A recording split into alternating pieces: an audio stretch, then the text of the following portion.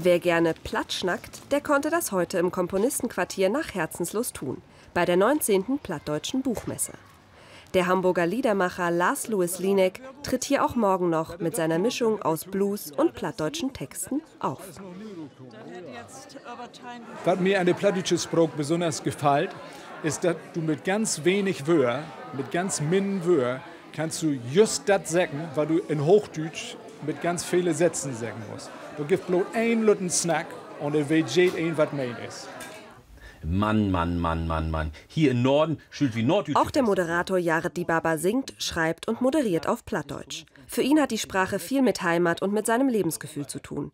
Das zeigt er regelmäßig bei NDR 90,3 und im NDR Fernsehen. Wenn die Menschen das hören, das ist auch ganz wichtig, haben die vielleicht auch mehr Mut, Plattdeutsch zu sprechen. Diejenigen, die Plattdeutsch als einen passiven Wortschatz irgendwo ganz hinten im Hinterstübchen haben, trauen sich vielleicht mal. Und wenn sie nur einen Schnack bringen oder eine Redewendung auf Plattdeutsch, aber so kommt die Sprache in den Alltag und man kann sie vielleicht noch länger am Leben halten. Auf der Buchmesse präsentieren die Aussteller 100 Neuerscheinungen. Mehr als 40 Verlage stellen hier ihre neuesten Werke auf Plattdeutsch vor. Besonders Kinder- und Jugendbücher kommen gut an. Ein Verleger hat mir in den letzten Tagen gesagt, eine kleine Renaissance. So würde ich den plattdeutschen Buchmarkt heute bezeichnen.